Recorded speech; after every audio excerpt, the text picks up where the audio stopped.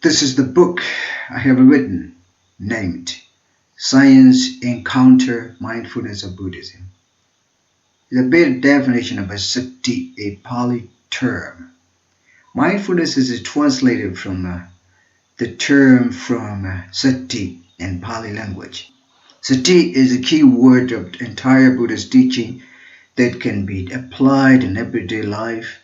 The word sati is clearly and perfectly expounded in Mahastipatthana Sutta, which is like the ground of popular Buddhist meditation. Without sati, mindfulness meditation is almost nothing. We human beings are very difficult to be mindful of things in and around us. Sati, mindfulness is a sort of protection not to do mistakes. All kinds of Buddhist meditations, including mindfulness meditation, are grounded in the Mahastipatthana Sutta. Therefore, without understanding on Mahastipatthana Sutta, no correct meditation and meditation teacher are possible.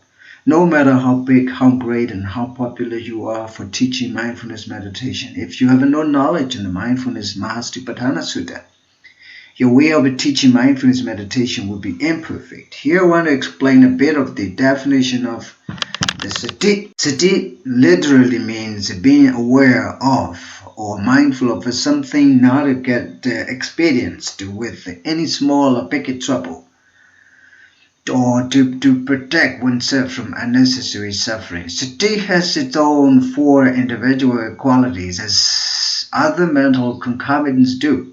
When you learn Buddhist philosophy, you will really feel how scientific it is. It does not teach you just to believe in it, but opens your mind to see things clearly as they are. According to the Buddhist philosophy, there are 52 mental concomitants called cetasika that coexist with the mind together when a consciousness occurs through some doors such as eyes. Each has its own four individual qualities: lakkhana, characteristic; rasa, function; paccupatthana, manifestation; and patthana, immediate course. Sati is one of the mental concomitant cetasikas. The characteristic of sati mindfulness is not being restless. It goes straightforwardly towards the object without being restless. It is the characteristics of sati. The function of sati is not being confused towards the object. It sees the targeted object clearly. It sees the targeted object clearly without being confused. It is the function of sati. The manifestation of sati is the quality of a protection. When you're mindful of something, your mind is quite stable with the particular object. You are concentrating on the particular object or task at the moment. It seems protecting you from being annoyed by anything and anyone. It is the manifestation of sati. It is clear that when you are mindful of things as good as possible, you will not be easy to be hurt by anything.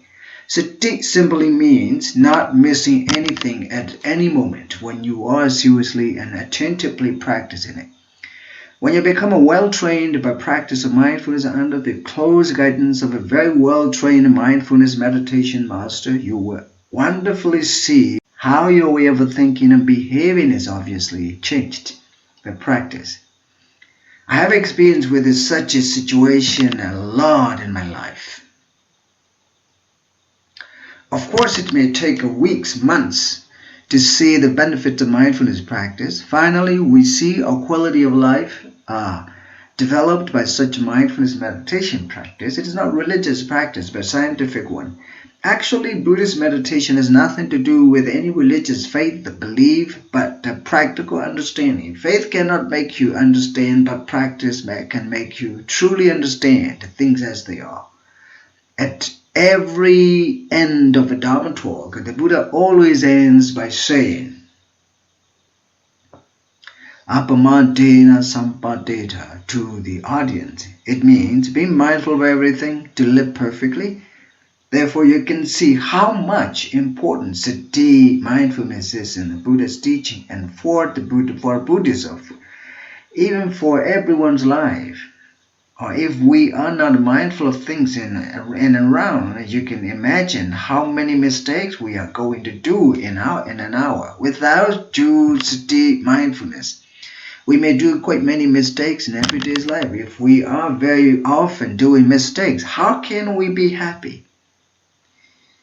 Therefore, there's nothing to do even with the being Buddhist, no matter whether Buddhist or non-Buddhist. When you are mindful of things as good as possible, it will bring the same practical benefits to all of us. I will explain how mindfulness meditation benefits us in detail later in a chapter of mindfulness-based Vipassana meditation technique.